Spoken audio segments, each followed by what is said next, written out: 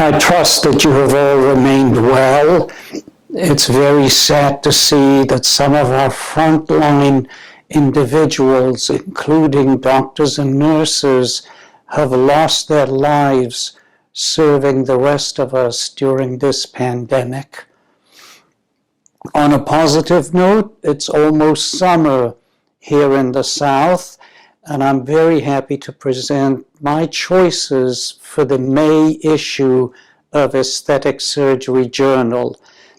As we all have some extra time on our hands, I would recommend that you read the journal cover to cover and also visit our website and the website of Aesthetic Surgery Journal Open Forum.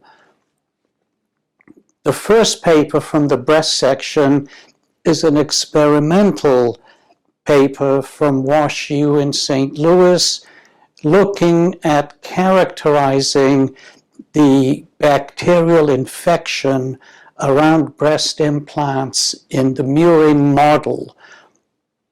Don't miss the commentary by Dr. Anandiva from Australia, an expert on capsular contracture and contamination of implants, pointing out that the most likely source of contamination is at the time of insertion of the breast implant. My second selection is from the Cosmetic Section. It's also an experimental paper looking at the problems associated with filler embolism and its consequences. In this experimental paper, in addition to hyaluronidase, the authors look at adding a thrombolytic agent to open up the vascular occlusion.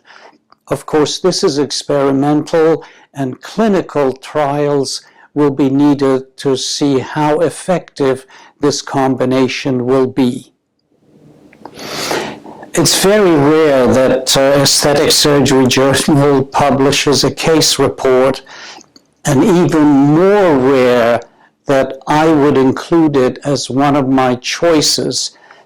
But there's an exception in this article, International Contribution from China, where a 33-year-old woman has a fatal complication 9 hours following injection of collagen and HA for genital rejuvenation.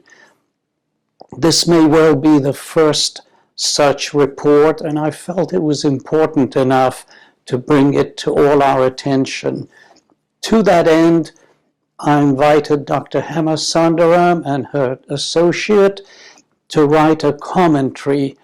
Their excellent commentary addresses this very problem, and they also make excellent recommendations and safety tips to avoid such fatal complications. From the research section, I've picked a paper by Dr. Duncan, a preliminary report looking at high-intensity magnetic field and its properties to stimulate striated muscle. This is a preliminary report, but it does concentrate on explaining how this technology works, and there's an excellent discussion by Dr. Posner and his colleague. That's it for May. Look forward to seeing you in June, and hopefully by then we will all be in a better place and the pandemic will be well under control. Until then, stay safe, stay well.